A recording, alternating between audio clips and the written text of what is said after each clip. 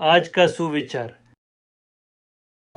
એક બિલ્ડિંગના પાર્કિંગ લોટમાં BMW નવી નકોર પડી હતી ને ગરીબનો છોકરો જોઈ ગયો. બહુ રાજી થયો, કારણ કે એના ઘરમાં તો બાઇસિકલ પણ નહોતી.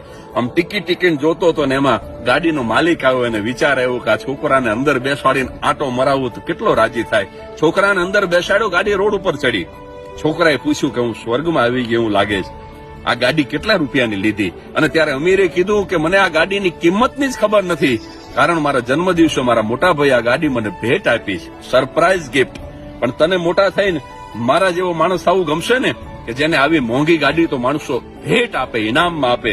અને ત્યારે એ ગરીબના છોકરાએ કીધું કે મને તમારા જેવો નહીં, તમારા મોટા ભાઈ જેવો થવું ગમે, જે ગાડી આપી શકે. નથી લેવામાં કઈ ગૌરવ, એ ભિક્ષાના પ્રકારો છે. તું કોઈને આપનારો થા, તું દુઃખોને કાપનારો થા. There was a man washing his car and 3 men watching him wash the car. One of them said, "Wow, what a car. I would like to have a car like that." The second man said, his brother gave him this car. I wish I have a brother like him. And the third man said, I am his brother. That's the attitude.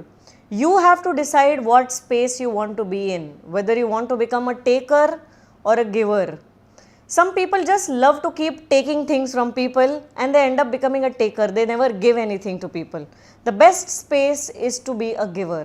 Help people, try and find out if someone needs you and be there, because it's the best place to be.